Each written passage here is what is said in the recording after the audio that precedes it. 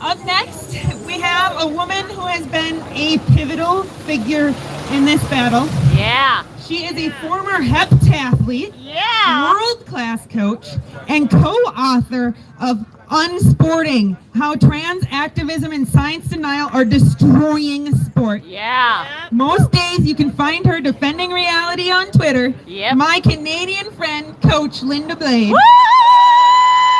Coach. Well, good morning, good afternoon, everybody. I'm very happy to be here in Georgia.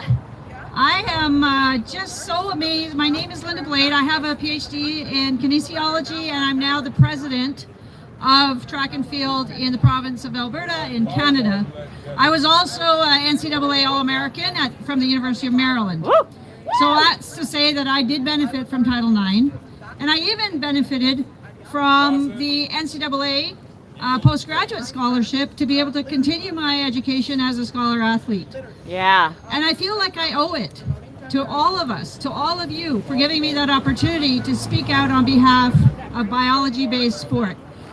This thing that I witnessed this morning, where a male athlete was allowed to swim in the same race as women, as female athletes, really blew my mind. It's just so unfair because we know there's a difference. All you have to do is in track and field is look at the male world records and the female world records, and clearly there's a difference. So it just isn't fair no matter how somebody identifies. And what I find completely ironic, let's call it the Quaker loop. 200 years ago, who started the women's movement? The Quaker women who believed we were all equal in the sight of God.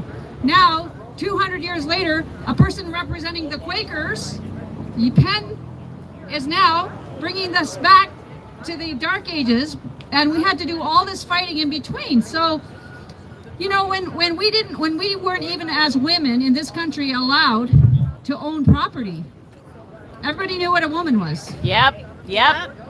When we weren't allowed to vote, everybody knew what a woman was. Yep.